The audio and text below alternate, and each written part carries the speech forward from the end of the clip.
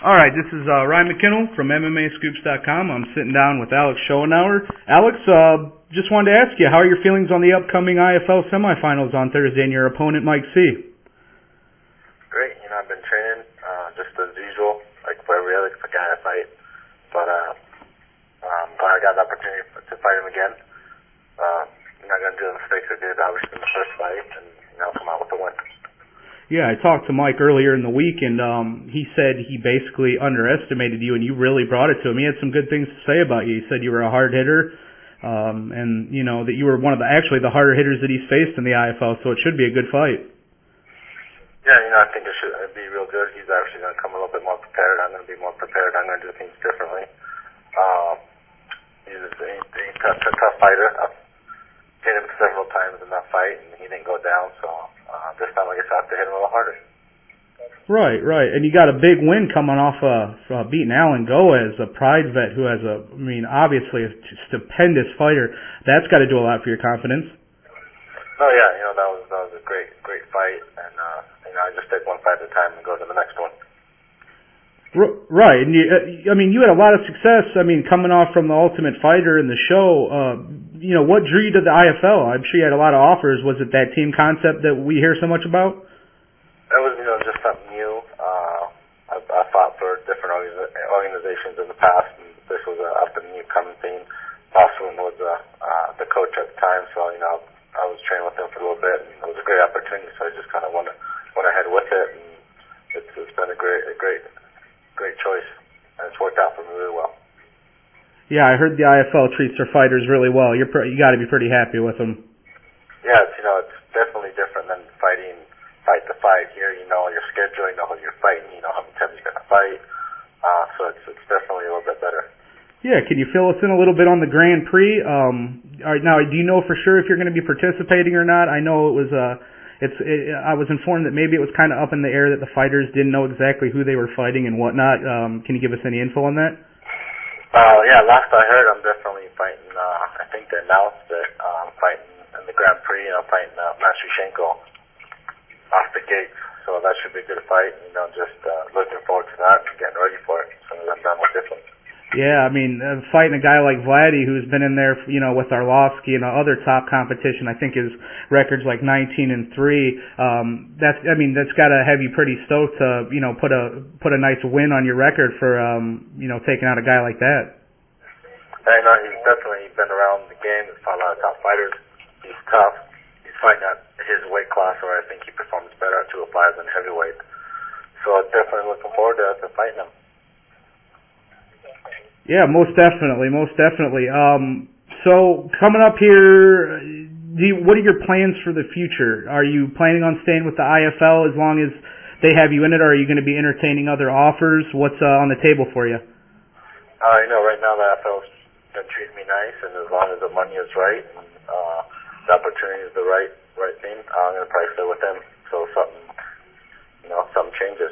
Okay, and that's a good thing. They got you in there fighting Vladdy for the belt. That's got to have you pretty excited. The possibility of being a world champion. I know it's not in the team sense, but individually. That's still got to make you excited, right? Yeah, there's definitely the IFL gives a lot of different opportunities that make it worth fighting for them. They treat the fighters good. You got an opportunity to be, a Grand Prix belt holder, world champion. Your team, have the opportunity to be in the world championship too, to win the rings. So there's a lot of different opportunities outside of just fighting for yourself, like other organizations. So and it gives it a lot more to it. Right. Talk about that. The team and Tompkins' team and the coming up Thursday. How does the team look? How focused are you guys? How's it feel around the locker room, so to speak? We're focused just like ever. The team is great. Training together. Sean's been, a great coach, pushing us. Every time we fight, he's been pushing us to get better, pushing us hard, be even better fighters. And he's one of the best coaches out there. Right. Was it a pretty seamless transition from Boss to Sean? Because you guys were already training with Sean anyway, right? Yeah, Sean's been with Boss from a long time, day one. Right. And it's basically just handed over, but we're just still together as a family. So we just train very well together, and it's great. Right. So, boss, does he give you tips because he's doing the announcing? Does he let you know kind of what he sees possibly when he goes to fights to announce them, or does he kind of stay on the fence? Boss actually, boss is still a big part of the team. Even though Sean's running the team and he's doing all the training and everything, boss still steps in every once in a while and jumps in, does some training with us. So he's still around, still keeping an eye on his team. Right.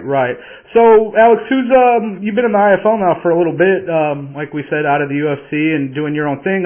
Who's some of the tougher competition you faced, hard hitters, and who's giving you the most problems with the IFL as far as fighters? Well, that's a tough one. I don't know, a good fight. Mike C was a good fighter. Just made a lot of mistakes. Right.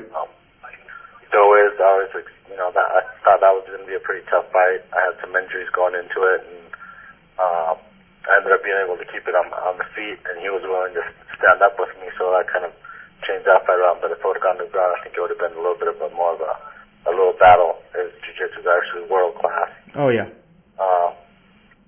There's been a couple different fights. It's got its ups and downs, but so it's trying to go to the next one. Right. So without giving too much away, for Thursday, what's kind of going to be your game plan against Mike? What are you looking to do to Mike? Are you to impose your will? Do you want to keep it on the ground, take it standing, or what? Basically for Mike C, I'm just going to come out hard and try to control the fight for all 3 rounds. If I can end it in the first round, second round, I'm just going to take whatever he gives me and try to capitalize on it and come out with a win. Well, all right, Alex. Well, I just want to wish you good luck and thank you a lot for taking the time and sitting down with talk with us at MMA Scoops. I really appreciate it, and good luck, and I'll see you Thursday. All right, sounds good. Thanks. All right, thank you.